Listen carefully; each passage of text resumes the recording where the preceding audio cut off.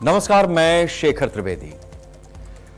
हमारे देश की एक खासियत है कि जब चुनावी मौसम आने को होता है उस समय बहुत सारे ऐसे मामले सामने आने लगते हैं जिनका राजनीति के दैनंदिन मामलों से कोई सीधा संपर्क होता नहीं, लेकिन ये मामले ऐसे होते हैं जो समाज के बीच में परसेप्शन बनाने में, यानी आभा मंडल को किसी के पक्ष में बनाने या बिगाड़ने में महत्वपूर्ण कारक होते हैं। राम मंदिर चंदा चोरी पर अभी तक एसआईटी की प्रारंभिक जांच रिपोर्ट के बाद 8 लोगों को आरोपी बनाया गया। उनके खिलाफ एफआईआर हो गई, पूछताछ चल रही है। कई ऐसे हैं जिनको पुलिस अपने रिमांड पर भी ले रही है। बावजूद इसके कार्रवाई को लेकर सवाल उठ रहे हैं। कुछ लोग इसमें एसआईटी की जांच रिपोर्ट का हवाला देकर आरोप लगा रहे हैं कि आखिर बड़ी मछलियों पर एक्शन लेने में इतनी देर क्यों लग रही है। जो राम मंदिर का चढ़ावा देखते थे, जो दान गणना की पूरी जिम्मेदारी संभालते थे और मंदिर से लेकर बैंक तक दान का पैसा जमा कराना जिनका काम था, जिनके कंधों पर यह काम था, आखिर उनकी भूमिका, उनकी जवाबदेही कब तय होगी। शुरुआती दौर में 3 बड़े नाम चर्चा में आए। एक नाम चंपत राय का, फिर अनिल मिश्रा और तीसरा नाम गोपाल राव का। लेकिन अब एसआईटी की जांच रिपोर्ट सामने आने के बाद अनिल मिश्रा की भूमिका सबसे ज्यादा संदेह में नजर आ रही है, जिसमें गणना से लेकर बैंक में पैसा जमा कराने और बैंक के साथ ट्रस्टी के प्रतिनिधि के तौर पर अनिल मिश्रा की सबसे महत्वपूर्ण भूमिका नजर आ रही है। लेकिन अभी तक अनिल मिश्रा पर कोई आंच नहीं आई। अनिल मिश्रा को अगर आप ना पहचानते हो तो इधर से देख लीजिए, इधर सबसे चंपत राय, बीच में गोपाल राव और वो किनारे वो अनिल मिश्रा है। अब फिलहाल ऐसे कयास लगाए जा रहे हैं कि एफआईआर में अनिल मिश्रा का नाम भी जुड़ सकता है। अनिल मिश्रा आरोपियों की लिस्ट में शामिल हो सकते हैं। इसके कई कारण हैं। अनिल मिश्रा ही ट्रस्ट के सारे वित्तीय कामकाज देख रहे थे। नगद राशि का प्रबंधन कार्य भी अनिल मिश्रा ही संभाल रहे थे। गणना करने वाले कर्मियों की ड्रेस और उनकी अटेंडेंस को लेकर, तलाशी को लेकर जबरदस्त लापरवाही हुई, जिसकी वजह से गणना केंद्र में बड़ी संख्या में दान चोरी हुआ और इन सब मामलों में शक की सुई अनिल मिश्रा की तरफ जा रही है। इसके साथ ही स्टेट बैंक ऑफ इंडिया के अधिकारी और कर्मचारियों की स्थिति भी संदेह के घेरे में है, जिसको लेकर आने वाले दिनों में कोई बड़ी कार्रवाई हो सकती है। स्टेट बैंक के 3 से 4 कर्मचारी संदिग्ध नजर आ रहे हैं, जिन पर शिकंजा कसा जा सकता है। राम मंदिर से चढ़ावा चोरी के मामले में विपक्ष काफी आक्रामक होता नजर आ रहा है। समाजवादी पार्टी के मुखिया अखिलेश यादव ने 9 जुलाई को सुबह लखनऊ में ज्योतिर्मठ पीठ के शंकराचार्य अभिमुक्तेश्वरानंद से मुलाकात की, जिसमें राम मंदिर चढ़ावा चोरी पर कई सवाल भी उठाए गए। अखिलेश यादव ने बीजेपी नेताओं पर आरोप लगाया कि भाजपा के लोग विचार और सिद्धांत बदलते रहते हैं। मंदिर में चढ़ावा चोरी के सभी रिकॉर्ड मौजूद हैं, लेकिन जिन बड़े लोगों की भूमिका संदिग्ध है उन पर कार्रवाई नहीं हो रही। अखिलेश यादव ने यह भी आरोप लगाया कि राम मंदिर में चढ़ावा चोरी से दुनिया भर में सनातनी काफी चिंतित हैं। फिलहाल अयोध्या में चढ़ावा चोरी का मामला लगातार तूल पकड़ता जा रहा है और इसमें सत्ता पक्ष जहां विपक्ष की हिंदू आस्था पर सवाल खड़े कर रहा है, तो वहीं दूसरी तरफ विपक्ष भी चढ़ावा चोरी को आस्था से जोड़कर बीजेपी की घेराबंदी की योजना बना रहा है। इस मुद्दे पर तो हम रहेंगे ही, क्योंकि ट्रस्ट के सदस्यों में जो लोग शामिल थे, अभी तक क्या था कि जो लोग कर्मचारी के रूप में थे, अपॉइंटेड थे ट्रस्ट की तरफ से, उनके ही नाम थे, उनकी गिरफ्तारियां थी। अब चूंकि ट्रस्ट के एक अधिकारी का नाम बिल्कुल साफ साफ आ रहा है, चंपत राय ने जो लेटर लिखा उसमें भी और एसआईटी की जांच में भी, तो इस लिहाज से जब ट्रस्ट के लोगों का नाम सामने आने लगा है तो फिर इनका बचाव कब तक किया जाएगा, इनका नाम एफआईआर में कब जोड़ा जाएगा, यह एक बड़ा विषय है। दूसरा पहलू यह है इस पूरे मामले को देखने का कि राम मंदिर में भी क्या हुआ है। भ्रष्टाचार हुआ है। जिन लोगों को जो काम सौंपा गया था उन्होंने न सिर्फ अपने काम को सही तरीके से अंजाम देने में कोताही बरती, बल्कि उनकी नाक के नीचे चोरी होती रही, डकैती पड़ती रही, और वो या तो इसमें संलिप्त थे या फिर वो इससे अनजान बने हुए हैं या उनको कुछ पता ही नहीं था। यह राम मंदिर का मामला है। राम मंदिर आस्था से जुड़ा हुआ मामला है, लेकिन भ्रष्टाचार और गबन के कई मामले और भी हमारे देश में समय समय पर सामने आते रहे। और सिर्फ इतना ही नहीं है, जो सरकारें बदली हैं, मतलब जब सपा की सरकार 2002 से लेकर के 6 तक रही, साथ में मायावती आई, तो मुलायम सिंह यादव उस समय चीफ मिनिस्टर हुआ करते थे, उस सरकार के भ्रष्टाचार। 7 से 12 के बीच में पार्क और ये वो जो कुछ भी बना, उसके लिए अखिलेश यादव ने कहा कि हम इसकी जांच करेंगे, ये करेंगे, वो करेंगे, हुआ कुछ नहीं। 12 से 17 वो भी सीएम रह लिए। 17 में जब योगी आदित्यनाथ आए, तब रिवर बैंक घोटाला, ये घोटाला, वो घोटाला, ऐसा वैसा तमाम आरोप लगे चुनाव के समय। आज तक उसकी जांच का क्या हुआ नहीं पता। अब राम मंदिर का मामला ऐसा है जहां पर सीधा सीधा एक तो ये वोट बैंक से जुड़ रहा है, और जिस काम को विपक्ष सीधे तौर पर नहीं कर पा रहा था, अब इस मुद्दे के सहारे वो कर सकता है। बड़ा सवाल यह है कि भ्रष्टाचार जिस तरीके से हमारे देश में लगातार होता रहता है, क्या उसका भी कोई उपाय है या नहीं है? फिलहाल राम मंदिर ही इस चीज का आधार है, तो इस आधार को हम आगे चर्चा में समझेंगे। इस पे किस तरीके की स्थितियां बन रही हैं, बन सकती हैं, इस बात को भी समझेंगे। लेकिन उससे पहले वो बयान जिसकी वजह से यह आधार तैयार हुआ है। उनके लिए धर्म नहीं, धन प्राथमिकता है। और अभी अभी हम लोगों ने देखा है, सांचे बदलने की बात नहीं है, ढांचा कैसे बदला जाएगा? ढांचा कौन बदलेगा? सांचा बदल दिया। और अगर जिनको जिम्मेदारी दी है, जिम्मेदारी देने वाले कहां हैं जिन्होंने जिम्मेदारी दी थी? जिम्मेदारी जिन पर थी, जिम्मेदारी जिसने दी थी, और ये बहुत बड़ा सवाल खड़ा हुआ है। पूरे दुनिया के सनातनी चिंतित हैं कि जिस तरीके से व्यवहार, जिस तरह से भारतीय जनता पार्टी ने अयोध्या में प्रभु श्री राम, मर्यादा पुरुषोत्तम राम, जिन्होंने मर्यादा यार आप लोग उस मर्यादा को इन्होंने तोड़ मरोड़ करके अपने स्वार्थ में न जाने क्या क्या किया है। घोटाला किया है, क्या कार्रवाई कर रहे हैं मुख्यमंत्री जी? होगी, वो कह रहे हैं कि होगी कार्रवाई तो होगी ही, लेकिन जब तुम मुख्यमंत्री नहीं रहोगे, नया मुख्यमंत्री आएगा, वो तगड़ी कार्रवाई करेगा।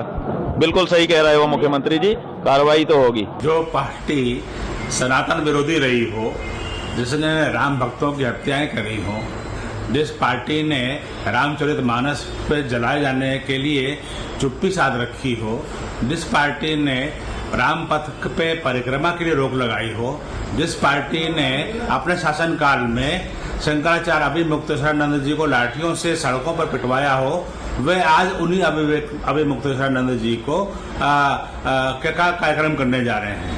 जिनकी पहचान जालीदार टोपी है, वे आज भगवा ध्वज के नीचे आ रहे हैं।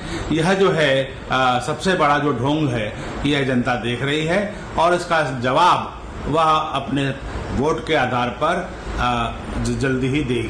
इनका चंदा चोरी हो गया, बताओ कितना पैसा चोरी हुआ होगा, और वो पैसा गया कहाँ? वो भी देश जवाब कहता है कि कहीं चोरी खाने उसको इधर उधर शिफ्ट तो नहीं करिए कहीं। कौन पूछने वाला भाई? हो सकता है, कुछ भी हो सकता है। जब ईवीएम हैक हो सकती है, जब वोट बदले जा सकते हैं, वोट चोरी हो सकते हैं, तो इस देश के अंदर कुछ भी हो सकता है। तो आज हम जिस विषय पर चर्चा कर रहे हैं वो सीधा सीधा इस बात को केंद्रित है कि अब जब ट्रस्ट के एक सदस्य की ओर इशारा हो रहा है, उसका संदेहास्पद स्थितियों में पदार्पण एसआईटी की लिस्ट में भी हो गया है, चंपत राय के लेटर में भी हो गया है, तो फिर क्या बड़ी मछलियों पर गाज गिरेगी। और जिस तरीके से एक पूरा माहौल बनाया जा रहा है जिस तरीके की लोगों के बीच ये बात कही जा रही है कि घपला घोटाला जिस तरीके का हुआ है उससे हिंदुओं की आस्था पर चोट हुई है, क्या ये सारी बातें वोट में भी तब्दील होंगी? हमारे साथ में ज्योति सोनी जी हैं, भारतीय जनता पार्टी की प्रवक्ता हैं, जयकरण वर्मा जी हैं, कांग्रेस के प्रवक्ता हैं, शरद सरन जी हैं, समाजवादी पार्टी के प्रवक्ता हैं, प्रमोद गोस्वामी जी हैं, वरिष्ठ पत्रकार हैं, सीताराम दास जी हैं, हिंदू धर्मगुरु, अभिषेक शर्मा जी अध्यक्ष हैं विश्व हिंदू महासमिति के, राकेश मिश्रा जी हैं संघ विचारक। आप सभी लोगों का बहुत बहुत स्वागत है। मैं सबसे पहले शरद सरन जी आपसे इस चर्चा की शुरुआत करूंगा। अखिलेश यादव जी ने जो आज बयान दिया शंकराचार्य अभिमुक्तेश्वरानंद जी से मिलने के बाद, उसमें उन्होंने एक वाक्य कहा है और उस वाक्य के कई निहितार्थ हैं। तो मैं चाहूंगा कि आप सबसे पहले उस चीज को ही क्लियर कर दें जिस पे लगातार उस शब्द को लेकर के विवाद या चर्चा आगे बढ़ रही है। भारतीय जनता पार्टी ने जब अयोध्या में राम मंदिर नहीं था, कारसेवा का जो दौर था, उसमें ढांचा शब्द का प्रयोग किया था। ढांचा, बाबरी ढांचे को हमने ढा दिया, यह बात कही थी। आज अखिलेश जी ने जो बात कही उसमें कहा कि सांचा तो बदलेगा, ढांचा कौन बदलेगा?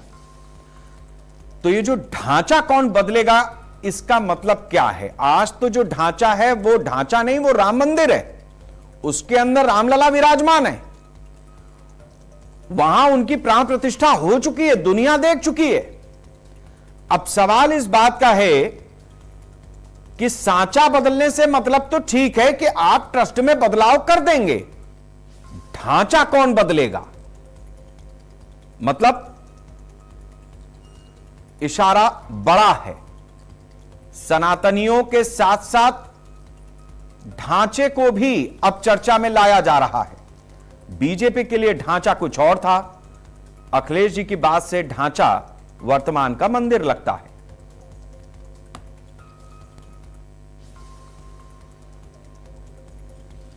अनम्यूट कर दीजिए माइक। मैंने कहा यही एकमात्र सवाल है आपका? नहीं, ये तो सवाल इसलिए है ताकि क्लैरिटी आ जाए, सवाल तो इसके बाद शुरू होगा। जी, आपको, आपके साथी पैनलिस्ट और सभी आपके दर्शकों को मेरा जय हिंद। देखिए ऐसा है, अभी आलोक जी की आपने बाइट सुनाई, भारतीय जनता पार्टी के प्रवक्ता की। उन्होंने बोला रामचरितमानस जलाई गई, हम चुप थे। हम चुप थे मतलब विपक्ष चुप था। जितना मुझे जानकारी है, जिन्होंने जलाई वो अपने घर में बैठे हैं। तो 10 साल से जो लखनऊ में सरकार है, 12 साल से दिल्ली में सरकार है, वो क्या आलू भून के चटनी के साथ खा रही है? काम तो सत्ता का है। जेल में डालिए, फांसी पे लटका दीजिए, वो भी चौराहे पे, वो भी दिन दहाड़े। कानून के माध्यम से ही करेंगे ना, कि राजतंत्र है, आदेश दे देंगे। आप राजतंत्र में करना चाहो, राजतंत्र में कर लो। हम तो विपक्ष में आवाज उठा सकते हैं, हम अपनी बात कह सकते हैं, टांग दीजिए। दूसरी बात, उन्होंने बोला शंकराचार्य के ऊपर हमला किया। आपको पता है कि कुंभ में इस बार शंकराचार्य जी के साथ भारतीय जनता पार्टी की सरकार ने क्या किया? और जो माननीय मुख्यमंत्री, उन्होंने तो विधानसभा के पटल पे स्पष्ट बोला है कि वो शंकराचार्य है ही नहीं, मैं मानता नहीं। जैसे ही उन्होंने यह बयान दिया, आप भी जानते हैं, यहां सभी विद्वान हैं, विधानसभा में दिया हुआ वक्तव्य रिकॉर्ड में जाता है। जैसे ही उन्होंने बयान दिया, वो सारी फोटोग्राफ सोशल मीडिया पे चलने लगी हैं जिसमें शंकराचार्य जी के चरणों में मुख्यमंत्री जी लेटे हुए हैं गोरखधाम में, तुरंत की तुरंत। तो द्विअर्थी बयान, कहना कुछ, करना कुछ, दिखना कुछ। वही शंकराचार्य जी के आशीर्वाद आज अखिलेश यादव जी ने जाके लिया है।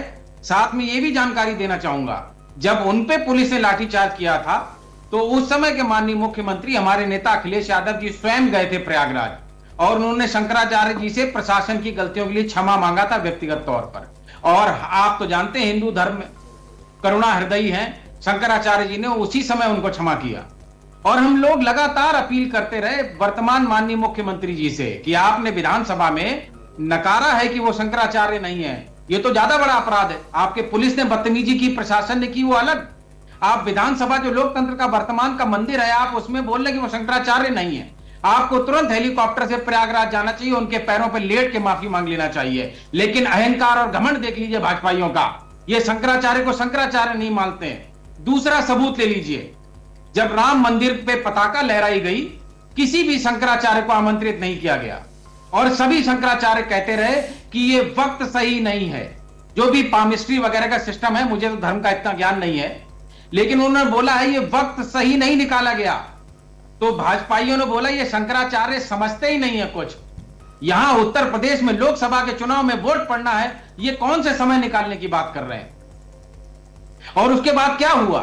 अगर ये लोकतांत्रिक व्यवस्था से बनाया गया है तो राष्ट्रपति महोदया को नहीं बुलाया गया क्योंकि वो दलित समाज की हैं।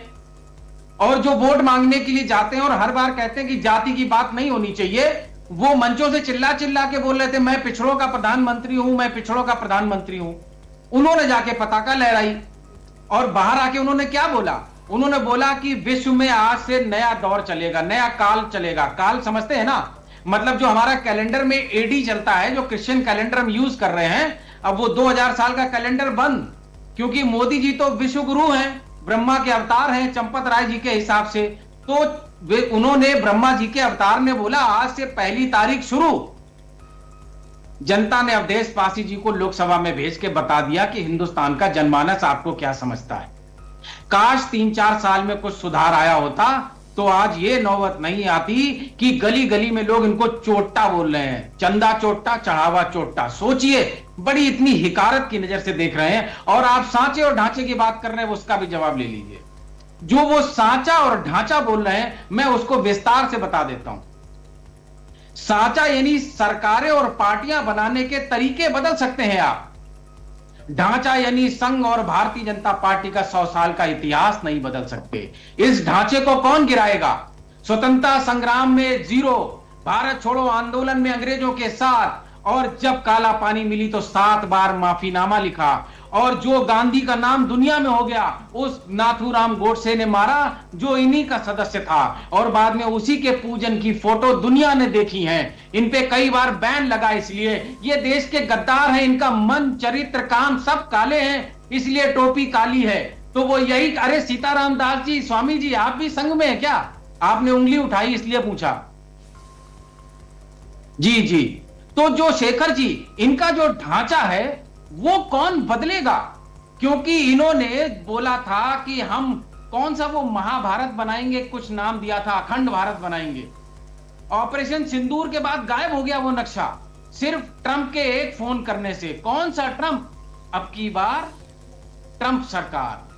तो इनका ढांचा कौन बदलेगा, ये बड़ा सवाल है। जनमानस बदलेगी, ये इसका जवाब है। जी ठीक है शरद जी, आपने विस्तार से और बहुत ही सधे हुए अंदाज में, मतलब एक बात तो साफ है कि 2027 के इलेक्शन को लेकर शरद जी, समाजवादी पार्टी के प्रवक्ता, कार्यकर्ता, उन्होंने लाइन और अपनी स्पीड बिल्कुल एक्यूरेट रखी हुई है कि टस से मस नहीं होना है। जो भी विषय हैं, जिस तरीके के भी मामले हैं, उसमें आपकी सारी मुद्दों को आपने इतनी देर में गिना ही दिया। बहुत अच्छा, ये तैयारी अच्छी है चुनाव के लिहाज से। ऐसे होना चाहिए कि सारी चीजों को आप कुरेदते चलें, सामने लाते चलें, ये विपक्ष का काम भी है। हमारे साथ में कांग्रेस के प्रवक्ता जयकरण वर्मा जी भी हैं। जयकरण जी, आपको क्या लगता है कि जिस तरीके से अब इस पूरे मामले में एक तो सपा की लीड तो है सो है ही, इसके साथ साथ अभी तक कुछ लोगों के नाम आए, कुछ लोगों पर एफआईआर हुई, ट्रस्ट के भी सदस्यों की ओर अब सीधे सीधे कुछ इशारा हो रहा है। क्या यह विषय चुनावी राजनीति में आपको भी फायदा देगा?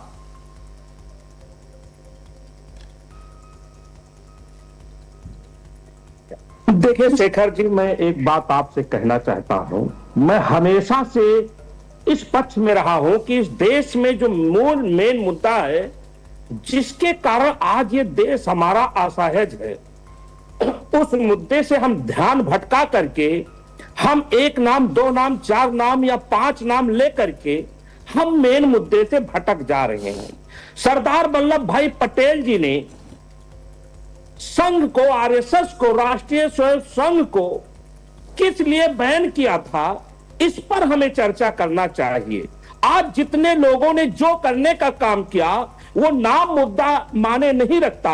नाम उसके इधर उधर हो सकते हैं, एबीसीडी कोई हो सकता है, सिर्फ और सिर्फ वो संघी है, संघ के हैं, और वो संघ के हैं, ना जो राष्ट्र के हैं, ना जो धर्म के हैं। उनका सिर्फ और सिर्फ अपनी मुट्ठी में इस दुनिया को रखना और 100 साल पीछे जीवन जीने को मजबूर करना, इससे ज्यादा संघ की विचारधारा कुछ नहीं है। आज हम लोग 2-4 नामों को लेकर के हम क्यों नहीं बात करते कि माननीय प्रधानमंत्री जी ने जिन मुद्दों को लेकर के बड़ी वाहवाही लूटने का काम किया, माननीय प्रधानमंत्री जी ने जिसका श्रेय लेने का काम किया, माननीय प्रधानमंत्री जी आपके पास इतनी शर्म, इतनी लाज, इतनी जिम्मेदारी लेने की हिम्मत क्यों नहीं आ पा रही है कि आप दिल्ली में बैठ करके नहीं दर्जनों प्रेस वालों को तो कम से कम अक्षय कुमार हीरो को बुला करके एक प्रेस वार्ता कर देते, एक बयान दे देते कि ये मेरा श्रेय है या हमारे द्वारा ही सब कुछ हो रहा है। मैं पुनः दोहराना चाहता हूं, संघ जब तक आप हिसाब मांगते हो टीवी डिबेट पर बैठ करके, लोग मांगते हैं, पेपर मांगता है, सोशल मीडिया मांगता है, लेकिन मैं अयोध्या का रहने वाला हूं, जयकरण वर्मा हूं, मैं भगवान का भक्त हूं, लेकिन मैं हिसाब नहीं मांगने की हैसियत में हूं। क्योंकि मैं हिसाब इसलिए नहीं मांगता क्योंकि भारतीय जनता पार्टी के नेता ने, ब्रिजभूषण शरण सिंह ने एक बयान देकर ये समझाने की कोशिश की कि हमारा बेटा सांसद है, हमारा बेटा विधायक है, हमारी पत्नी भी कई बार सांसद, विधायक, जिला पंचायत अध्यक्ष रही, हमारे पास हेलीकॉप्टर है, हमारा दबदबा है, हम गरीबों मजलूमों पर कोड़े चलाते हैं, हमारा दबदबा कायम रखता है, लेकिन मैं कभी भगवान राम के दर्शन करने नहीं गया। ये क्या संदेश देना चाहते हैं कि भगवान राम का दर्शन ना करने के बावजूद हमारा दबदबा कायम है? जयकरण वर्मा ऐसा बयान दे करके मैं अपने देवता को छोटा नहीं करना चाहता। मेरी मांग है कि जिस प्रकार से देश में हिसाब मांगने वाले लोग पहले हिसाब मांगे कि जब संघ का कोई लेखा जोखा नहीं है, कोई रजिस्ट्रेशन नहीं है, इतना बड़ा संगठन आज देश पे आक्रमण कर दे तो इसकी जवाबदेही कौन होगी? अभी तो आप लोग चंदा चोरी की बात कर रहे हो। हम डर है मेरे अंदर कि ये संघ किसी न किसी दिन उस अनहोनी की तरफ बढ़ जाएगा जहां इस देश के पास कोई सवाल जवाब करने के लायक नहीं रहेगा, क्योंकि इनकी विचारधारा, इनकी सोच देश के खिलाफ है, धर्म के खिलाफ है, या कह लीजिए इनको बंद ही करवाना है। सरदार वल्लभ भाई पटेल के उस निर्णय को मैं सैल्यूट करता हूं, प्रणाम करता हूं कि वाह रे सरदार वल्लभ भाई पटेल, आपने बहुत पहले ठीक है जयकरण जी, आपने अपनी बात को रखा है, संघ को इसमें सीधे सीधे आपने अपने निशाने पर लिया है।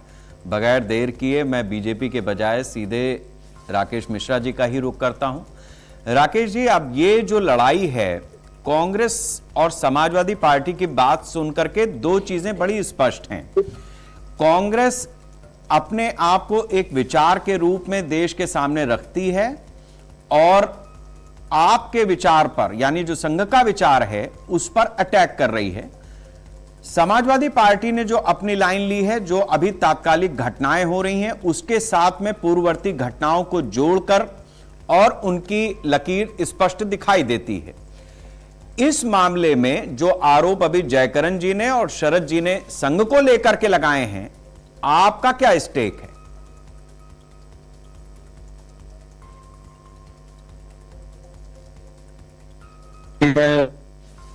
महानुभावों को प्रणाम करता हूं। बहुत दुख है कि लोग संघ को समझे बिना कुछ भी बोले चले जा रहे हैं। संघ आज विश्व के सबसे बड़े संघ के रूप में जाना जा रहा है और लोग व्यक्तित्व निर्माण के रास्ते पर ला रहा है। संघ ने कहा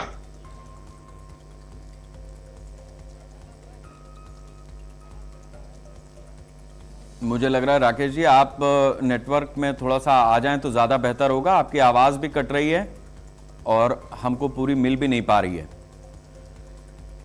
मैं राकेश जी आपके पास दोबारा आऊंगा, कोशिश करता हूं कि नेटवर्क आ जाए। नहीं शरद जी, कभी तकनीकी दिक्कत होती है इस तरीके की, ऐसा नहीं है जी। अभिषेक, मैंने कहा फोन पे ले लीजिए। हाँ नहीं हम उनको ले रहे हैं, उसमें टाइम लगता है थोड़ा सा, अभी हम उनके पास दोबारा जाएंगे। अभिषेक जी का रुख मैं करता हूं। अभिषेक जी, मैं आपसे ये समझना चाहूंगा कि जो बातें सपा या कांग्रेस की तरफ से कही जा रही हैं वो भी हिंदू होने के नाते अपने भाव को प्रकट कर रहे हैं। उनकी राजनीति की एक दिशा हो सकती है, उनकी पार्टी लाइन की कुछ अपनी तकनीकी हो सकती है, लेकिन क्या आपको लगता है कि जो बातें आज की तारीख में उनके साथ में की जा रही हैं वो व्यापक रूप से हिंदू जनमानस की ही बातें हैं, या जिस तरीके की स्थिति बनी है उसमें यही बातें आगे आने के लिए या सत्ता तक पहुंचने के लिए उनको कहना जरूरी है? देखिए, मुझे बहुत प्रसन्नता है कि आज राम राम हर बार राम मंदिर सपा और जो है कांग्रेस दोनों प्रवक्ताओं के मुंह से बार बार निकल रहा है। कल तक न कांग्रेस के राष्ट्रीय अध्यक्ष श्री राहुल गांधी जी आज तक वहां दर्शन करने नहीं गए। उन्होंने निमंत्रण को अस्वीकार किया, राम को काल्पनिक बताते थे। उन्होंने यहां तक कि संसद में उन्होंने बोला कि हिंदू शब्द जो कहते हैं वो झूठ का प्रचार करते हैं, अधर्म करते हैं, वो उनके मन में हमेशा हिंसा रहती है। तो भाई ये हिंदू हैं कि नहीं ये मुझे नहीं पता। राहुल गांधी जी ने जो है स्पष्ट रूप से संसद में कहा। और रही बात सपा प्रवक्ता जी ने कहा, तो मैं इनको बता रहा हूं कि कभी इन्होंने ये पूछने की कोशिश की, ये जानने की कोशिश की कि भाई मस्जिदों में जो चंदा और जो फंड जाता है वो कहाँ जाता है? हिंदू मंदिरों का तो तय है कि सरकार के पास चला जाता है, सारी चीजें सरकार अपने अंडर में ले लेती है। मस्जिदों का क्या होता है? सवाल पूछने की हिम्मत नहीं है इनके अंदर, क्योंकि पूछेंगे तो इनके वोट बैंक घिसक जाएंगे, फतवा जारी हो जाएगा। ये सारा जितना भी है सब राम मंदिर को लेके ये सिर्फ बीजेपी को घेरने की एक साजिश है। और मैं एक बात बता देना चाह रहा हूं कि चढ़ावा चोरी का दुख पूरे भारत में सभी सनातनी हिंदुओं को है। बहरूपिये किसी रूप में भी चले आते हैं, किसी को नहीं पता कितने बड़े ट्रस्ट में अगर कोई व्यक्ति विशेष को एक जिम्मेदारी सौंपी जाती है तो किसके मन में क्या चल रहा है, कौन चोर है। एक सेकंड अभिषेक जी, यहाँ पे ठीक है आपकी बात मैंने समझी, इसमें गलत क्या है? देखिए 90 के दशक में भारतीय जनता पार्टी ने राम मंदिर का आंदोलन चलाया, उस आंदोलन में तारीख कब बताओगे वगैरह वगैरह सब बातें होती रही। 25-30 साल में आज राम मंदिर हमारे सामने है। अब राम मंदिर बन गया वो ठीक है, अब ये देश का हो गया, देश को समर्पित हो गया। अब जब समर्पित हो गया तो अगर उसमें चंदे चढ़ावे में चोरी हुई है तो सपा हो या कांग्रेस हो या इस देश का कोई भी नागरिक हो वो सवाल क्यों ना पूछे? और ये कैसे सिद्ध होता है कि शरद जी मतलब पूजा पाठ नहीं करते हैं या इनकी राम में कम आस्था है और बीजेपी की ज्यादा थी? ऐसा मतलब सिद्ध करने का कोई प्रामाणिक तरीका तो है नहीं, ये तो मन की बात है। देखिए, इस प्रश्न करना इस संवैधानिक व्यवस्था में नितांत आवश्यक है। सभी की एक नैतिक जिम्मेदारी बनती है कि सरकार से वो प्रश्न पूछे और हिसाब मांगे। मैं खुद चाहता हूं कि एक एक रुपए का जो चंदा चोरी हुआ है उसका हिसाब हो, जिसने ये कार्य किया है उसके विरुद्ध कड़ी से कड़ी कार्रवाई हो, क्योंकि आस्था से खिलवाड़ किसी भी कीमत पे किसी भी शर्त पे बर्दाश्त नहीं किया जाएगा। और भरोसा रखिए, हमारे उत्तर प्रदेश के मुख्यमंत्री श्री योगी आदित्यनाथ जी हैं, कोई भी बहरूपिया, कोई भी चोरी करने वाला, कोई भी आस्था से खिलवाड़ करने वाला या कोई भी इस नाम पे जो है धर्म पर आघात करने वाला सुरक्षित नहीं है, सीधे जेल जाएगा। उसके खिलाफ ऐसी कार्रवाई होगी कि उसकी 7 पीढ़ियां याद रखेंगी, क्योंकि धर्म के साथ समझौता भाजपा कभी नहीं करती है, न हिंदू संगठन न सनातन हिंदू धर्म को मानने वाले करते हैं। हम तो राम को मानने वाले हैं जो चरित्र के पीछे जाते हैं। और मैं उनसे क्या बोलूं आज राम मंदिर के चंदा पे सवाल उठा रहे हैं। ठीक है, गलत हुआ, उनको मौका मिला, परंतु कल तक यही लोग राम के चरित्र पर और राम के अस्तित्व पे सवाल उठाते थे, राम सेतु को तोड़वाने की बात करते थे, राम को काल्पनिक बताते थे। ठीक है, ये सारी घटनाएं हुए, इसका हमें भी आघात पहुंचा है। मैं चाहता हूं ठीक है अभिषेक जी, आपने अपना पॉइंट रख दिया है, प्रधानमंत्री जी इस पे कार्रवाई करेंगे। ठीक है, आपने अपना पॉइंट रखा। राकेश मिश्रा जी हमारे साथ में जुड़ गए। राकेश जी, संघ को लेकर के जो बातें थी आप उस पर अपना बयान रख सकते हैं इसमें। एक बात बहुत स्पष्ट रूप से कहना चाहता हूं कि अपराध और आस्था को एक साथ जोड़ के नहीं देखा जा सकता। अगर ट्रस्ट में गड़बड़ी हुई है तो कार्रवाई होनी चाहिए। ट्रस्ट के लोगों ने लापरवाही की है, कर्तव्य परायणता में कमी की है तो कार्रवाई जरूर होनी चाहिए। लेकिन एक बात समझ में नहीं आ रही है कि टिन्नू यादव अखिलेश यादव को 100 फोन एक दिन में कैसे कर लेते हैं। ये भी थोड़ा एक चर्चा का विषय है कि कहीं इसके पीछे अखिलेश जी का कोई हाथ तो नहीं है।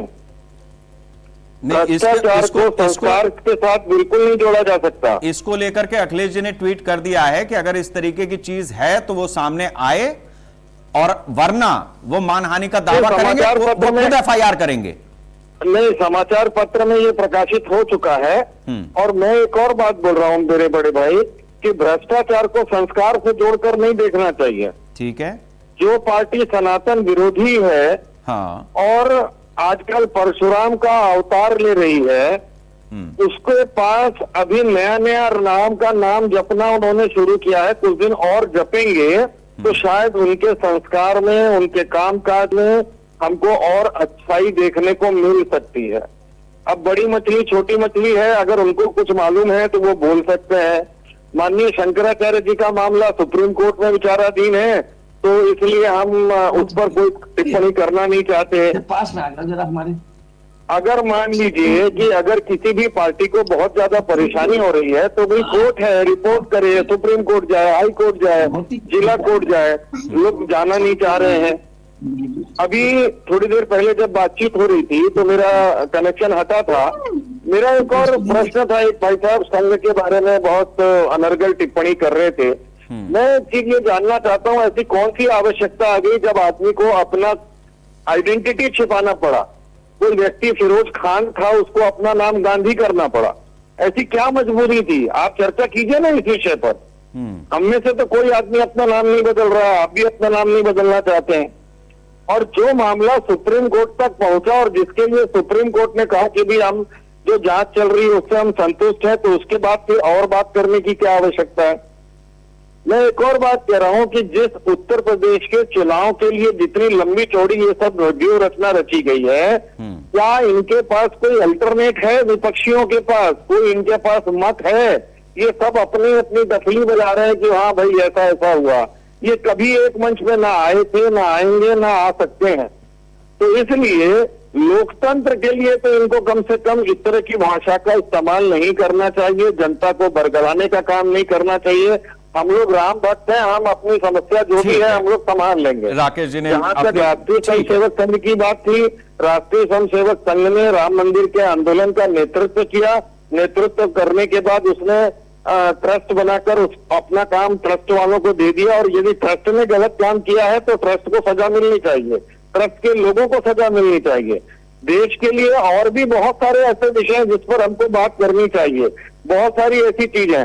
ठीक है राकेश जी, आपने अपना पॉइंट रख दिया है। मैं चर्चा को थोड़ा थोड़ा आगे बढ़ाता रहता हूं वरना समय नहीं बचेगा फिर। अभी सीताराम दास जी के पास में जाता हूं, संत हैं। सीताराम जी, मैं आपसे दो चीजें समझना चाहूंगा। एक तो यह है कि संतों में भी हम देखते हैं कि कई बार विचारधारा प्रभावी रहती है, मतलब पार्टियों से इंगित होते हुए, चाहे वो बीजेपी की तरफ से आए या सपा की तरफ से या कांग्रेस के, मतलब कई तो अपने अपने संत भी हैं। जैसे अभी कल्की धाम है, तो कल्की धाम में जो आचार्य प्रमोद कृष्णम बैठे हैं वो एक समय कांग्रेस के टिकट पर लखनऊ से चुनाव लड़ चुके हैं, शुद्ध कांग्रेस में रहे हैं वो पार्टी सदस्य के रूप में। फिर एक दिन ऐसा भी आता है कि वहां उनके धाम का उद्घाटन करने के लिए प्रधानमंत्री नरेंद्र मोदी जाते हैं, मुख्यमंत्री योगी आदित्यनाथ भी जाते हैं। तो मैं ये भी समझना चाहूंगा आपसे कि ये जिस तरीके की संत परंपरा है और जो राजनीति है, ये बिल्कुल अलग अलग चीजें हैं। लेकिन हमारे देश में यहां पर भी घालमेल हो गया है और ये समझ में नहीं आता। अभी क्या पता, मतलब शरद जी ने तो कह दिया, आपने बीच में कुछ कहना चाहा तो उन्होंने सीधे सीधे आपसे सवाल ही रख दिया कि आप संघ के या बीजेपी के हैं क्या। तो मैं ये समझना चाहता हूं कि संत इस तरीके से अगर कटघरे में आएगा तो फिर भगवा का महत्व रह क्या जाएगा? देखिए शेखर जी, जिनकी बुद्धि कुंठा हो चुकी है, जिनकी विचारधारा नष्ट हो चुका है, जो भगवा को आतंकवादी कह सकता तो भगवाधारियों के ऊपर प्रश्न चिन्ह खड़ा कर सकता। उनकी अपनी व्यक्ति की आजादी है, उस पर मैं कोई विशेष टिप्पणी नहीं करूंगा। लेकिन यह जरूर बताना चाहूंगा, जैसे समाजवादी पार्टी के प्रवक्ता शरद सरन जी बोल रहे थे, क्या आपके पार्टी के राष्ट्रीय अध्यक्ष क्या कोई दलित परिवार का कोई एक सामान्य घर का कोई व्यक्ति होगा? क्या आगे 2027 के चुनावी में आपके एजेंडे होंगे कि आपके जो है पार्टी के अगर कोई पार्टी अगर आपकी जीतती है तो क्या दलित को मुख्यमंत्री आप बनाओगे? क्या आपके एजेंडे में है? क्या आपके एजेंडे में भगवान कृष्ण जन्मभूमि मुक्ति के लिए आपका कोई एजेंडा है?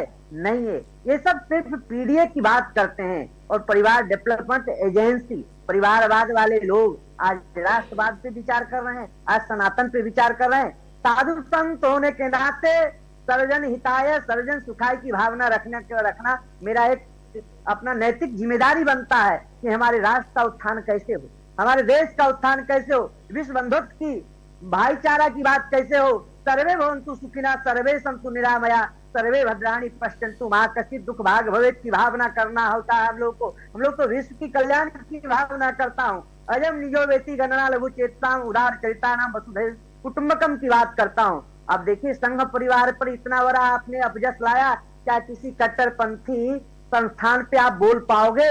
नहीं बोल पाओगे। अगर बोलोगे तो सरधर से अलग हो जाएगा। लेकिन संघ विचार परिवार का एक यह होता है कि राष्ट्र का उत्थान, वह जो सबको जोड़ने की बात करता है, सर्व समाज की हित की बात करता है, लेकिन ये लोग उसमें जातिवाद ला करके देश को तोड़ने का साजिश करते हैं। जो कभी राम जी को काल्पनिक कहता था, जो कभी कहता था राम जी का जन्म हुआ अयोध्या में, इसके लिए कोई प्रूफ प्रमाण पत्र मांगता था, जो राम लेकिन सीताराम जी सवाल खड़ा करते हुए सीताराम जी इसमें आप नहीं, आपकी बात अपनी जगह चर्चा पे है, ठीक है, लेकिन हम ये भी तो देख रहे हैं कि जो शंकराचार्य अविमुक्तेश्वरानंद जी हैं, जब अखिलेश यादव जाते हैं तो उनको आशीर्वाद देते हैं।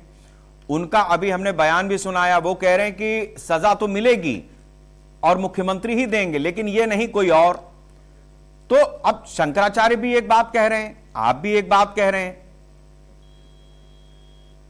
देखिए मैं बता देता हूं ना, शंकराचार्य जी जो हैं, ठीक है, अविमुक्तेश्वरानंद जी को जब डंडे बरस रहे थे ना, अगर छात्र नहीं होते, कुछ पब्लिक नहीं होते तो उनकी जान बचने वाली नहीं थी। आज वह सपा के पीछ पे बैटिंग कर रहे हैं। सपा सरकार को कैसे लाया जाए, इसलिए वो अपना चेहरा बदल रहे हैं। शंकराचार्य जी का यह विचारधारा नहीं होती है। अब जानते हैं जो राम भक्तों के जय हृदय पे गोली चलाया हो, अयोध्या को रक्त रंजित करने का काम किया हो, जो सनातन को डेंगू मलेरिया करता, जिसके साथ गठजोड़ हो, आज उसके पाले में शंकराचार्य बैठते हैं। और शंकराचार्य जी का एक आध वीडियो देखिएगा, वो मक्का मदीना की, कहते हैं जो मोहम्मद पैगंबर को नहीं मानता है और जो मोहम्मद पैगंबर को मानता है उसी को मुक्ति मिलेगा। अब वो शंकराचार्य हो सकता है क्या? वो शंकराचार्य कहलाने की योग्यता हो सकती है क्या? हमारे यहाँ तो हमारे आराध्य प्रभु परमात्मा भगवान शिव, भगवान राम, भगवान कृष्ण, ये विचारधारा होनी चाहिए। ठीक है सीताराम जी, आपने भी आपने अपना पॉइंट रख दिया वैलिड तरीके से। हम अब इसको थोड़ा सा और आगे बढ़ते हैं। ज्योति सोनी जी हमारे साथ में। ज्योति जी, दो बड़ी चीजें हैं। एक चीज तो यह है कि जिस तरीके से ट्रस्ट के सदस्यों का नाम आ रहा है, कितनी देर और लगेगी सरकार को कि उनके नाम पे भी एफआईआर हो, वो भी कुछ कानून में न्याय की तरफ बढ़े, इस तरीके की स्थिति कब तक बनेगी? एक चीज। दूसरी बड़ी चीज ये है कि जो सपा या कांग्रेस इस बात को कह रहे हैं कि बीजेपी ये लगातार कहती रही कि जो राम को लाए हम उनको लाएंगे, तो अब सवाल ये है कि जो राम के साथ में घोटाला हुआ है तो उससे कैसे बच पाएंगे? शेखर जी, मैं सबसे पहले तो ये बताऊं कि निश्चित रूप से ये घटना जो है दुर्भाग्यपूर्ण है, लेकिन मैं ये बात स्पष्ट कर देना चाहती हूँ कि ये कोई घोटाला नहीं है, क्योंकि हमारी सरकार घोटाला की सरकार नहीं है। ये एक प्रशासनिक चूक है जो जिसमें कि बैंक और के माध्यम से और वहां के जो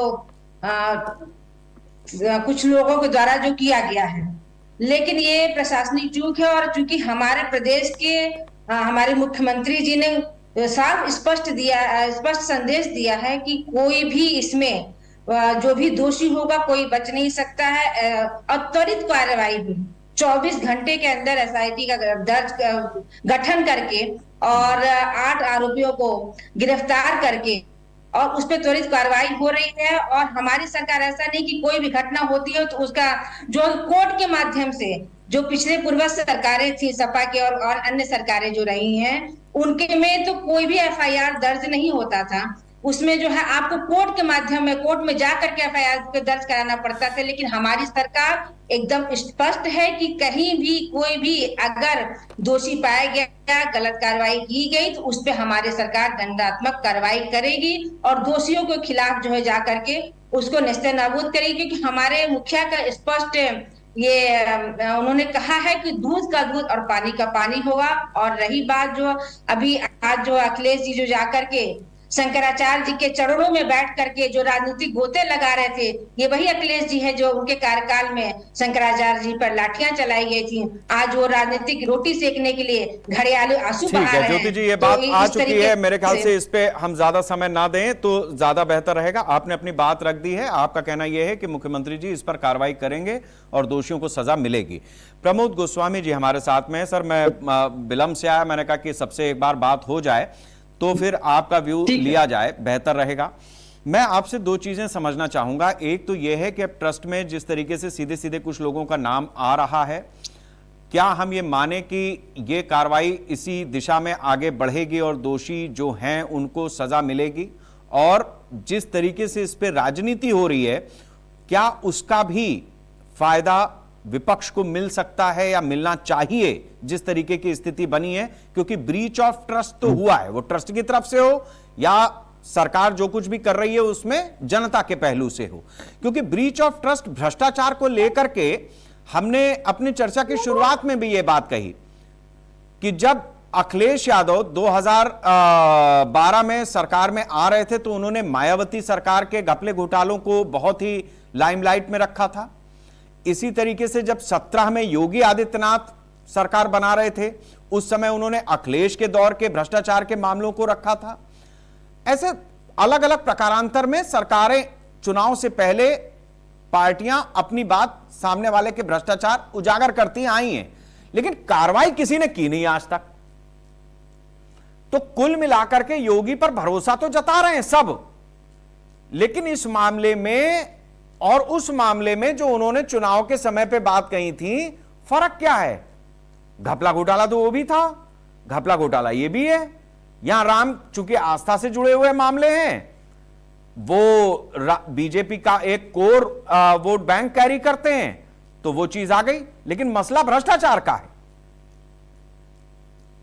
तो योगी की क्रेडिबिलिटी भी अपनी जगह पर दांव पर है। वो मामले कहां गए जो चुनाव के समय वो कह रहे थे, रिवर फ्रंट ये वो, कहां गए सब? शेखर जी बोलूं? जी जी शेखर जी, आपने मतलब हालांकि हमारे सारे हमारे यहाँ बैठे हुए पैनलिस्टों ने अपनी अपनी बात रखी, लेकिन पूरी तरीके से एकदम विशुद्ध रूप से जो मुद्दा आपने उठाया, जो केंद्र में था कि ये राम मंदिर की लूट, डकैती, चोरी, जो भी कुछ कह दीजिए, इसके क्या इम्पैक्ट होंगे और ये क्या है, इस पे सारे लोगों ने लीपापोती का काम किया।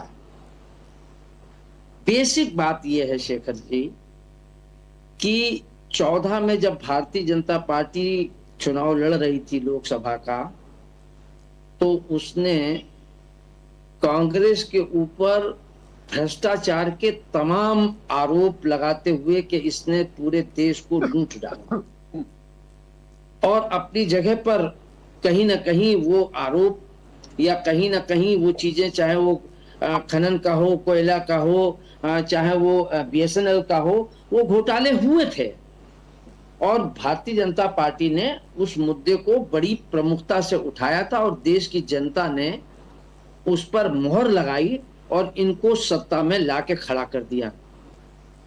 सवाल यह है कि भ्रष्टाचार के जब आरोप लगाए गए और गवर्नमेंट भी उस पर बना ली, उसी के कर्ता धर्ता मंदिर के ट्रस्ट में हैं।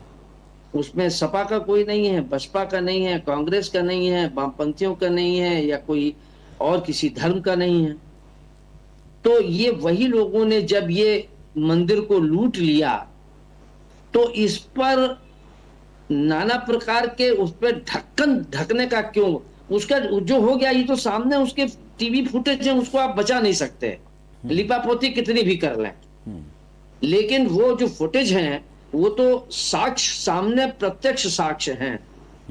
सवाल ये है कि जब उसमें सारे लोग उसी के आप ही के, चाहे वो संघ के हों, चाहे वो BHP के हों, चाहे वो भाजपा के हों, कोई नाम आप दे दीजिए, बात यही है, ये पर्यायवाची कह सकते हैं कि संघ है कि भाजपा है कि BHP है कि बजरंग दल है, ये पर्यायवाची है लेकिन मूल एक ही है।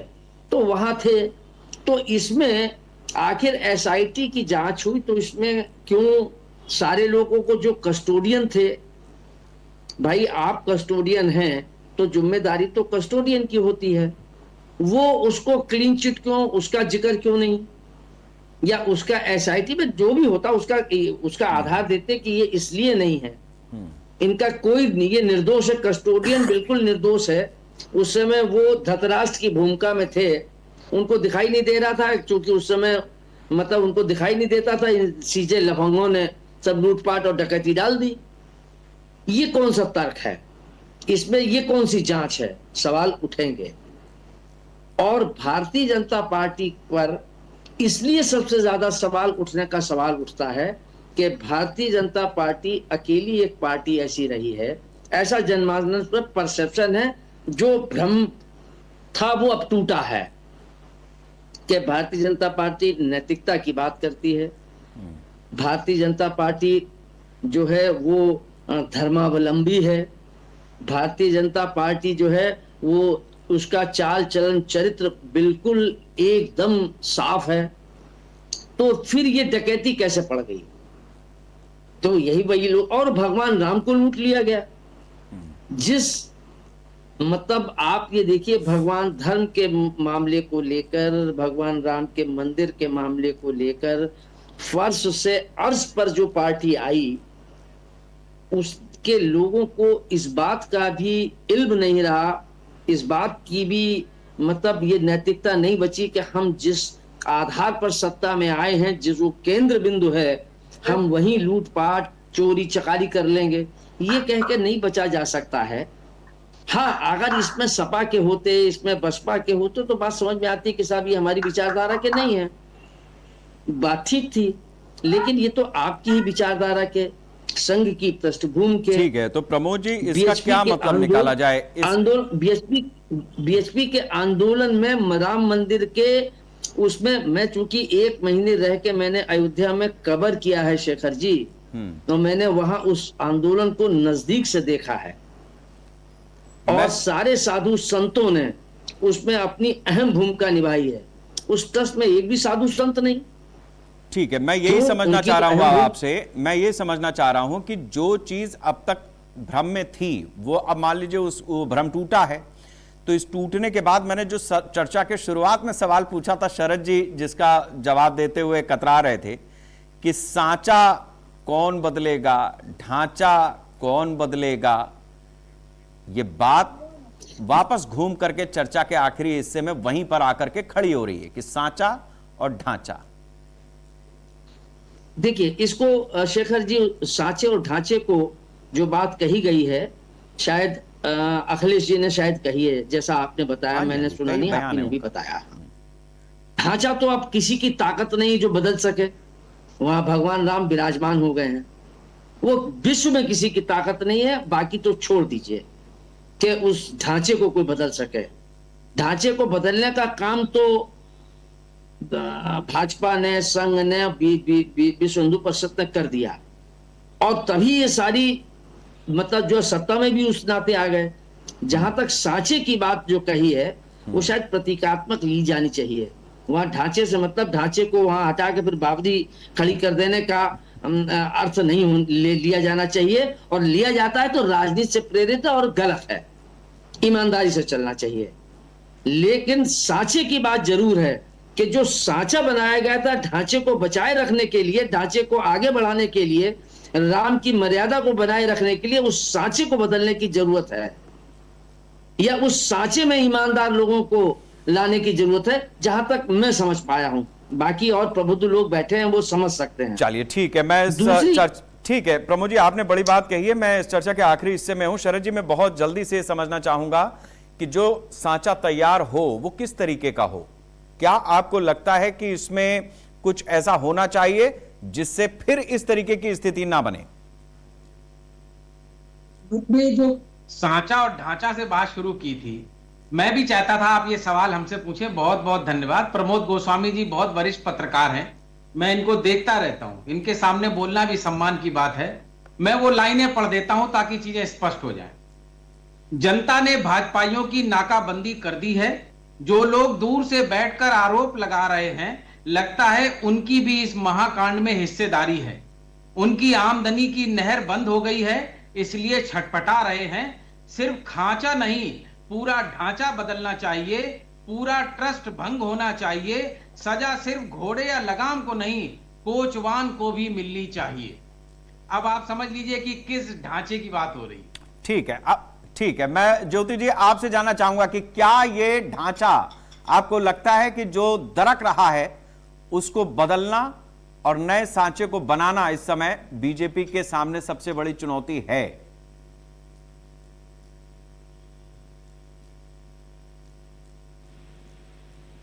देखिए, कुछ वक्त और इंतजार कर लीजिए। जांच चल रही है, निष्पक्ष जांच हो रही है, जांच का परिणाम आने दीजिए, तो स्वतः ये आपको कहने की आवश्यकता नहीं होगी। स्वतः इसमें परिवर्तन आएगा और राम भक्तों को जरूर न्याय मिलेगा। ठीक है, सीताराम जी, आपको क्या लगता है कि ये जिस तरीके की स्थिति बनी है, व्यक्ति ही होता है जिसको या तो भरोसे की कसौटी पर खरा उतरना होता है, और या फिर एक अविश्वास जिस तरीके का बना है वो पैदा हो ही जाता है? तो ऐसा व्यक्ति 140 करोड़ लोगों में सिर्फ 12-15 लोग चाहिए, मिल पाएंगे हिंदुस्तान में? जो भी निश्चित तौर पे जो होगा वो पारदर्शिता होगा, और पारदर्शिता हो रहा है। लेकिन मेरे प्रश्नों का आपने उत्तर जो है समाजवादी पार्टी के प्रवक्ता से नहीं लिए। क्या समाजवादी पार्टी के प्रवक्ता जी बताएंगे कि इनके राष्ट्रीय अध्यक्ष किसी दलित परिवार के? अरे सीताराम जी, आप कहां जा रहे हैं? देखिए, इसका जवाब, इसके लिए वहां तक जाने की जरूरत नहीं है। देखिए, वो राजनीति करते हैं। मंदिर की बात करें, राम जी की बात करें, वो अरे सीताराम जी, वो राजनीति करते हैं। शरद जी राजनीतिक व्यक्ति हैं, उनकी नीति में ये आधा शब्द राज है। उनकी नीति में आधा शब्द राज है, वो बताएंगे भला। वह हमारा समय निकल जाएगा। अभिषेक जी, आप बहुत देर से हाथ उठाए हुए हैं, लेकिन मैं आपसे वही सवाल करूंगा। ऐसे 12-15 लोग चाहिए। कोई दलित परिवार के लोग होंगे क्या? अरे अभी कहां मामला पहुंच जाएगा सीताराम जी, कुछ नहीं होने वाला उसका। आप बेकार सवाल उसको वो ना वो उधर जाएंगे ना उधर जाएंगे, अभी मामला अभी कहीं से कहीं पहुंचा देंगे। मैं आखिरी हिस्से में, अभिषेक जी अपनी बात रख दीजिए आप। राम की महिमा अपार है। जब राम की कृपा पड़ी और राम का न्याय हुआ तो सपा और कांग्रेस का सुपड़ा साफ हो गया। इसी तरह जो उन्होंने राम के दरबार में गलत काम किया है उनका भी गलत हो जाएगा, उनके साथ भी जो है कानूनी कार्रवाई होगी। क्यों? बिल्कुल, क्योंकि एक संत स्वयं बैठे हैं गद्दी पर और धर्मार्थ कार्य के लिए बैठे हैं, राम राज्य के लिए बैठे हैं और सत्य और न्याय के लिए बैठे हैं। जब वो ये सब अपनी कार्रवाई करेंगे श्री राम के चरणों में अर्पण करके, राकेश जी, तो ऐसे लोग तिहाड़ जेल में नजर आएंगे। ठीक है अभिषेक जी, आपने अपनी बात रखी। ये जो बात आ रही है गलत किया, योगी आदित्यनाथ के होते ऐसा हो गया, ये भी तो एक सवाल है। लोगों की गलतियों के पीछे क्या आपकी आवाज नहीं आ रही है भाई साहब? मेरे को थोड़ा एक बार फिर से बोलिएगा। ठीक है अभिषेक जी, मैं आ रहा हूं आपके पास।